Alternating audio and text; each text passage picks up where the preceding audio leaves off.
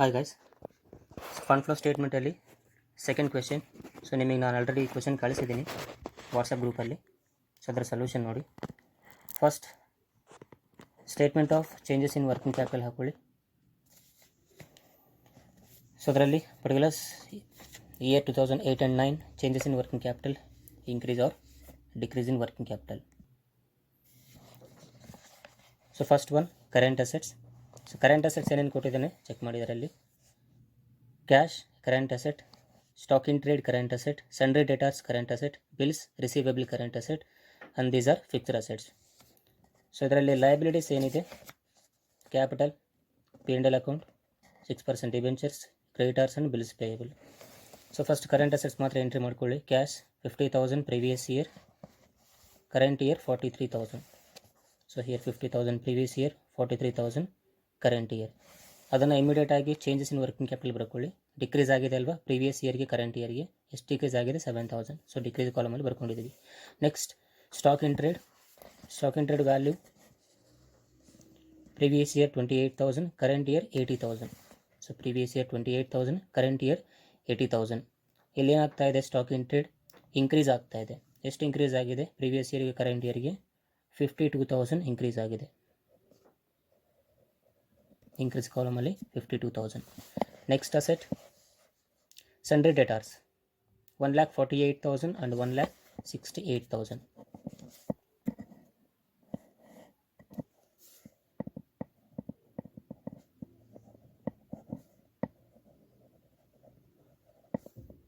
$1,48,000 and 1,68,000. Value ಇಲ್ಲಿ increase ಆಗಿದೆ. ಎಷ್ಟು? 20,000. ಇನ್ಕ್ರೀಸ್ ಕಾಲಮಲ್ಲಿ. Next asset is bills receivable 10,000, 15,000. Bills receivable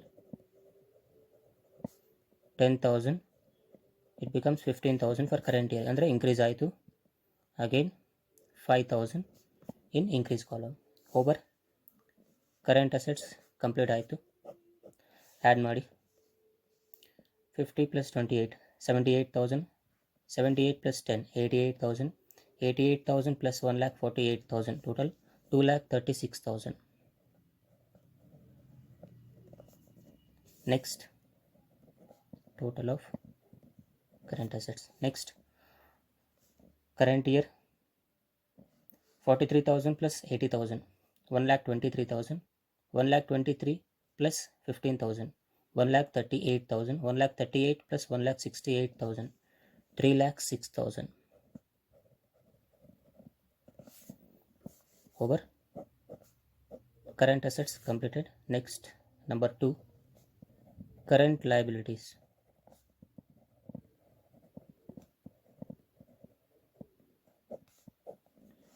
So what are the current liabilities here? Capital is not a current liability. P&L account is not a current liability. 6% debentures ಇದು ಕೂಡ current liability ಅಲ್ಲ.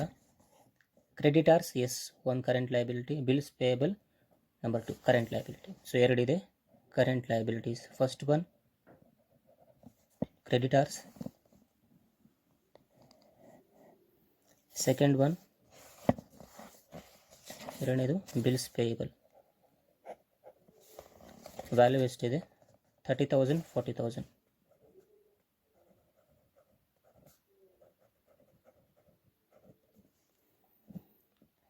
Next, bills payable value 6,000 and 16,000.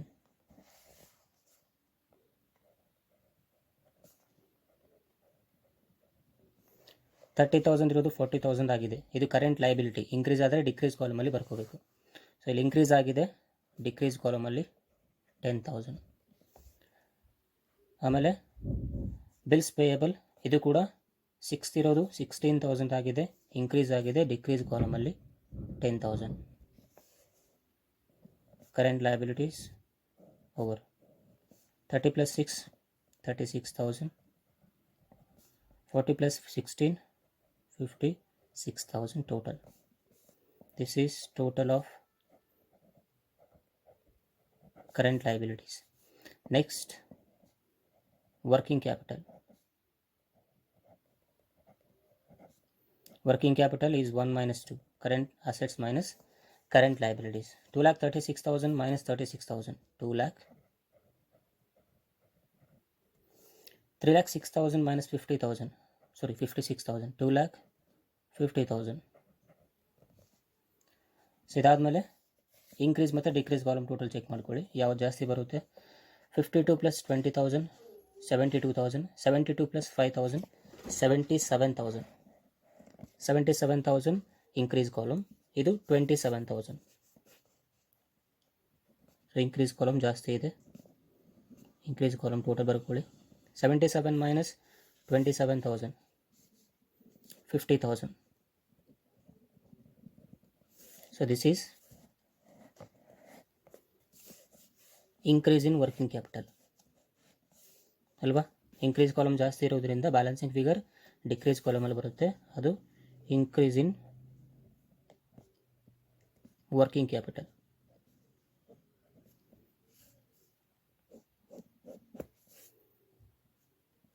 So this is the end of statement of changes in working capital. Next statement, funds from operations. So funds from operations ಅಲ್ಲಿ first opening entry ಅಂತ ತಗೋಬೇಕಂತ ಹೇಳಿದೆ ನಾನು.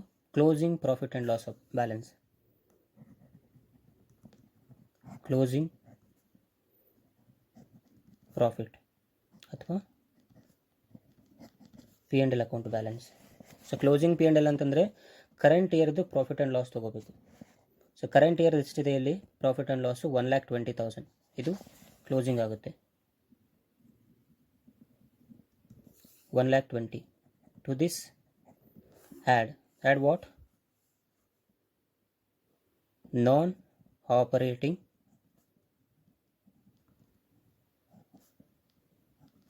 expenses. ನಾನ್ operating expenses ಅಂದರೆ ಒಂದೇ, non cash expense ಅಂತ ಕೂಡ ಬರುತ್ತೆ. ಇದರಲ್ಲಿ ನಾನ್ ಆಪರೇಟಿಂಗ್ ಎಕ್ಸ್ಪೆನ್ಸಸ್ ಯಾವುದು ಕೊಟ್ಟಿದ್ದಾನೆ, ಇದರಲ್ಲಿ ಲೈಬಿಲಿಟೀಸಲ್ಲಿ ಯಾವುದು ಎಕ್ಸ್ಪೆನ್ಸಸ್ ಇಲ್ಲ, ಅಸೆಟ್ಸಲ್ಲಿ ಇಲ್ಲೊಂದು ಕೊಟ್ಟಿದ್ದಾನೆ ಅಕ್ಯುಮುಲೇಟೆಡ್ ಡಿಪ್ರಿಸಿಯೇಷನ್ ಅಂತ ಹೇಳಿ. ಸೊ ಅಕ್ಯುಮುಲೇಟೆಡ್ ಡಿಪ್ರಿಸಿಯೇಷನ್ ಕರೆಂಟ್ ಇಯರ್ದು ತೊಗೋಬೇಕು. 30,000 ಈಸ್ ನಾನ್ ಕ್ಯಾಶ್ ಎಕ್ಸ್ಪೆನ್ಸಸ್ ಆಗುತ್ತೆ ಅಥವಾ ನಾನ್ ಆಪರೇಟಿಂಗ್ ಎಕ್ಸ್ಪೆನ್ಸಸ್.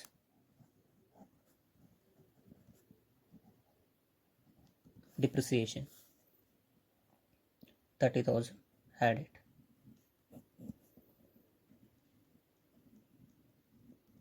ಟೋಟಲ್ 1,50,000. ಇದಕ್ಕೆ less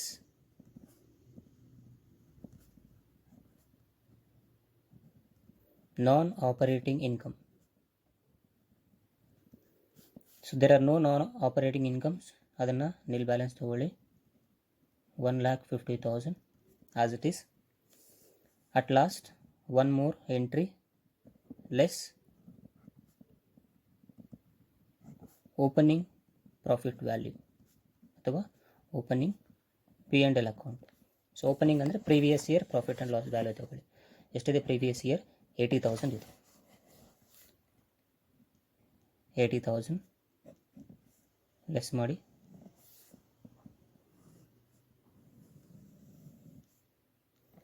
1,50,000 minus 80,000, balance is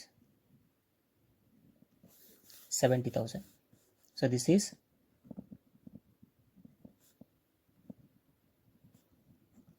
funds from operations. This is second statement. So next last statement, fund flow statement. This is the final statement of the problem. ಇದರಲ್ಲಿ ಏನೇನು entries ಕೊಟ್ಟಿದ್ದಾನೆ check ಮಾಡ್ಕೊಳ್ಳಿ. So ನಾನು ಏನು ಹೇಳಿದೆ ನಿಮಗೆ, last fund flow statement prepare ಮಾಡ್ಕೋಬೇಕಾದಾಗ already entry ಆಗಿರೋ ಐಟಮ್ಸ್ನ ಬಿಟ್ಟು ಯಾವುದೇ ಎಂಟ್ರಿ ಆಗಿಲ್ಲ ಆ ಐಟಮ್ಸ್ನ ಕನ್ಸಿಡರ್ ಮಾಡಿ. ಕ್ವೆಶ್ಚನ್ನಲ್ಲಿ ಆಲ್ರೆಡಿ ಎಂಟ್ರಿ ಆಗಿರೋ ಐಟಮ್ಸ್ ಬಿಟ್ಟು ಎಂಟ್ರಿ ಆಗದೇ ಇರೋ ಐಟಮ್ಸ್ನ ಫಂಡ್ ಫ್ಲೋ ಸ್ಟೇಟ್ಮೆಂಟಲ್ಲಿ ತೊಗೋಬೇಕು, ಹೌದಾ. ಸೊ ಯಾವುದ್ಯಾವ್ದು ಎಂಟ್ರಿ ಆಗಿದೆ ಅಥವಾ ಯಾವುದ್ಯಾವ್ದು ಎಂಟ್ರಿ ಆಗಿಲ್ಲ ಅದು ನೋಡ್ಕೊಳ್ಳಿ. ಕ್ಯಾಪಿಟಲ್ ಎಂಟ್ರಿ ಆಗಿಲ್ಲ ಅಲ್ವಾ, ಸೊ ಇದೊಂದು ಎಂಟ್ರಿ ನೋಡ್ಕೋಬೇಕು ಬರುತ್ತೆ. Profit and loss account already enter ಆಗಿದೆ, ಹೌದಾ, ಎಂಟ್ರಿ ಆಗಿದೆ ಟೋಟಲ್. ನೆಕ್ಸ್ಟು ಡಿಬೆಂಚರ್ಸ್ ಎಂಟ್ರಿ ಆಗಿಲ್ಲ, ಸೊ ಇದೊಂದು ಎಂಟ್ರಿ ಬರುತ್ತೆ. ಈಗ ಕ್ರೆಡಿಟರ್ಸ್ ಎಂಟ್ರಿ ಆಯಿತು, ಬಿಲ್ಸ್ ಪೇಬಲ್ ಆಯಿತು, ಕ್ಯಾಶ್ ಆಯಿತು, ಸ್ಟಾಕ್ ಆಯಿತು, ಸನ್ರಿ ಡೆಟರ್ಸ್ ಆಯಿತು, ಬಿಲ್ಸ್ ರಿಸೀವೇಬಲ್ ಆಯಿತು. ಫಿಕ್ಸ್ಡ್ ಅಸೆಟ್ ಎಂಟ್ರಿ ಆಗಿಲ್ಲ, ರೈಟ್. ಆಮೇಲೆ ಇಲ್ಲಿ ಡಿಪ್ರಿಸಿಯೇಷನಲ್ಲಿ 30,000 ಈ ಎಂಟ್ರಿ ಆಗಿದೆ, ಈ ಎಂಟ್ರಿ ಆಗಿಲ್ಲ, ಹೌದು ತಾನೆ. ಈಗ ಎಂಟ್ರಿ ನೋಡ್ಕೊಳ್ಳಿ. ಹಾಗಾದರೆ first one, so fund flow ಸ್ಟೇಟ್ಮೆಂಟಲ್ಲಿ, ಸಾರಿ ಇದು ಪರ್ಟಿಕ್ಯುಲರ್ಸ್ ಅಲ್ಲ, sources of funds,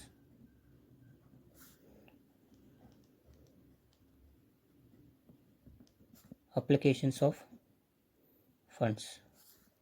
so particulars ಬರ್ಕೋಬೇಡಿ, ಸೋರ್ಸ್ ಮತ್ತು ಅಪ್ಲಿಕೇಶನ್ಸ್ ಅಂತ ಬರ್ಕೊಳ್ಳಿ.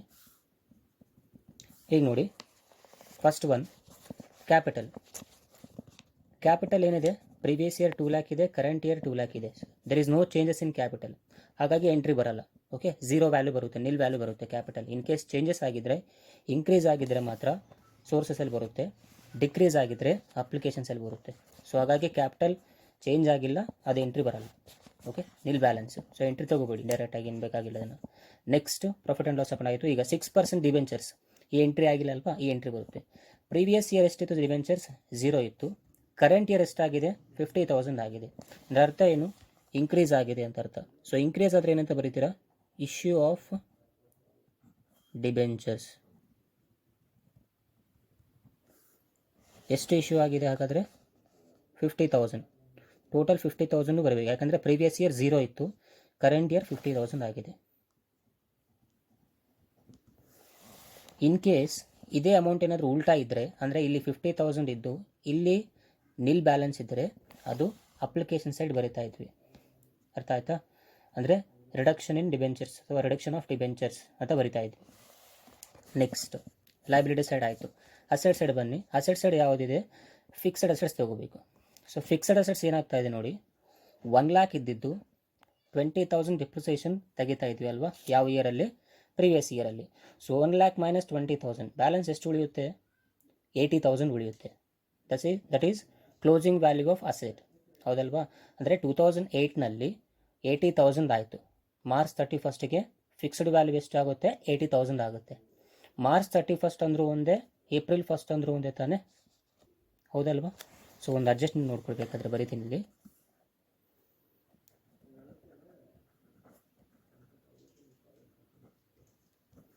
ಫಿಕ್ಸ್ಡ್ ಅಸೆಟ್ಸ್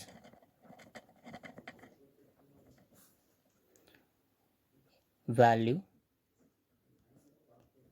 ಇನ್ 2008 ಎಷ್ಟಿತ್ತು, 2008ಅಲ್ಲಿ fixed assets value 1 lakh.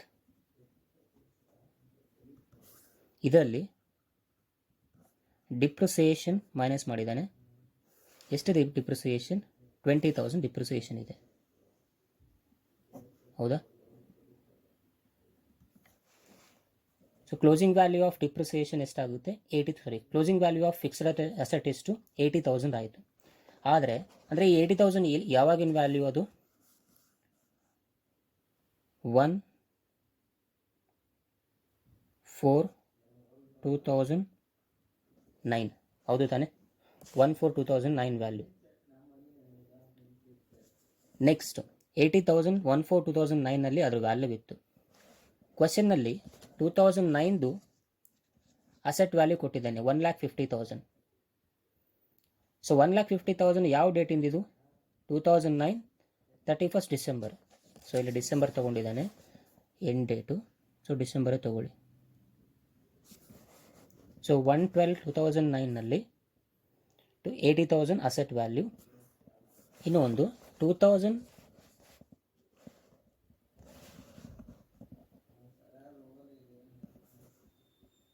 So ಇದು ಜನವರಿ. Fixed asset value in 2008, opening value ಜನವರಿಯಲ್ಲಿ ಎಷ್ಟಿತ್ತು, ಓಪನಿಂಗ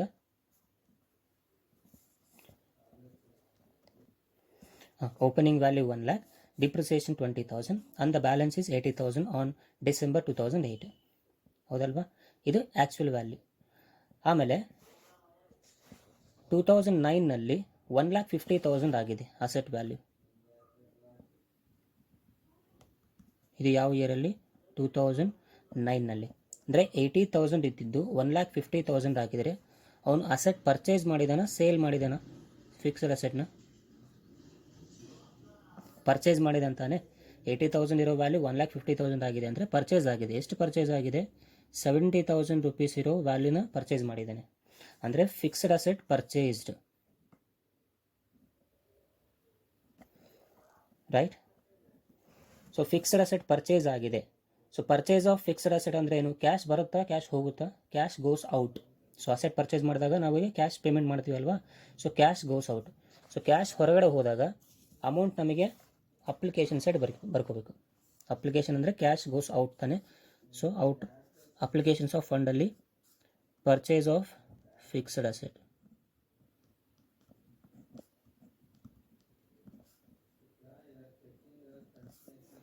ಎಷ್ಟು ಪರ್ಚೇಸ್ ಮಾಡಿದ್ದಾನೆ?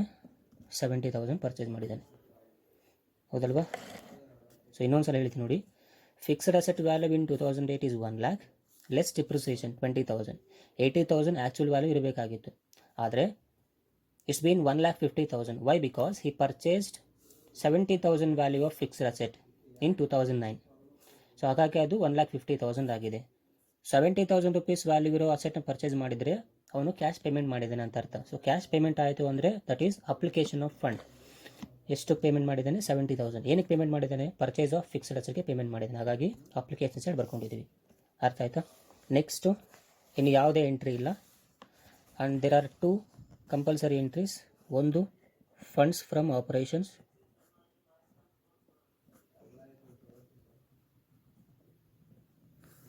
ಫಂಡ್ಸ್ ಫ್ರಮ್ ಆಪರೇಷನ್ಸ್ ಎಷ್ಟು ಬ್ಯಾಲೆನ್ಸ್ ಅಮೌಂಟ್ ಎಷ್ಟು ಬಂದಿತ್ತು? 70,000 ಬಂದಿತ್ತು. And increase in working capital. Increase in working capital ಎಲ್ಲಿ ಕ್ಯಾಲ್ಕುಲೇಷನ್ ಮಾಡ್ಕೊಂಡಿದ್ವಿ? Schedule of changes in working ಕ್ಯಾಪಿಟಲಲ್ಲಿ ಕ್ಯಾಲ್ಕುಲೇಷನ್ ಮಾಡ್ಕೊಂಡಿದ್ವಿ, ಅದು 50,000. So total value of fund flow statement is 70 + 50, 1,20,000. 50 + 70, 1,20,000. This is fund flow statement. So ಈ adjustment ಕ್ಲಿಯರಾಗಿ ಅರ್ಥ ಮಾಡ್ಕೊಳ್ಳಿ. Fixed ಅಷ್ಟೇ ಓಪನಿಂಗ್ ವ್ಯಾಲ್ಯೂ 1 lakh ಇತ್ತು, ಅಂದರೆ 2008 1 lakh ಇದ್ದಿದ್ದು 20% ಡಿಪ್ರಿಸಿಯೇಷನ್ ಕೊಟ್ಟಿದ್ದಾನೆ, ಅದನ್ನು ಮೈನಸ್ ಮಾಡ್ಕೊಂಡಿದ್ದೀವಿ. 80,000 ಇರಬೇಕಾಗಿತ್ತು ಇಲ್ಲಿ, ಆದರೆ ಎಷ್ಟಿದೆ? ಅದು 1,50,000 ಇದೆ.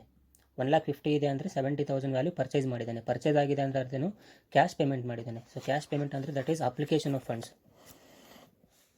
ಅಪ್ಲಿಕೇಶನ್ ಆಫ್ ಫಂಡ್ಸಲ್ಲಿ 70,000 ಕ್ಯಾಶ್ ಪೇಮೆಂಟ್ ಆದರೆ ಅಥವಾ ಕ್ಯಾಶ್ ಹೊರಗಡೆ ಹೋದರೆ ಅದು ಅಪ್ಲಿಕೇಶನ್. ಅದೇ ಕ್ಯಾಶ್ ರಿಸೀವ್ ಆಯಿತು ಅಂದರೆ ಅಥವಾ ಇನ್ಕಮ್ ಬಂತು ಅಂದರೆ ಅದು sources of fund. Okay. So doubt ಇದ್ದರೆ ವಾಟ್ಸಪ್ಪಲ್ಲಿ ಮೆಸೇಜ್ ಹಾಕಿ, ನನಗೆ ಸಾಲ್ವ್ ಮಾಡಿಕೊಡ್ತೀನಿ.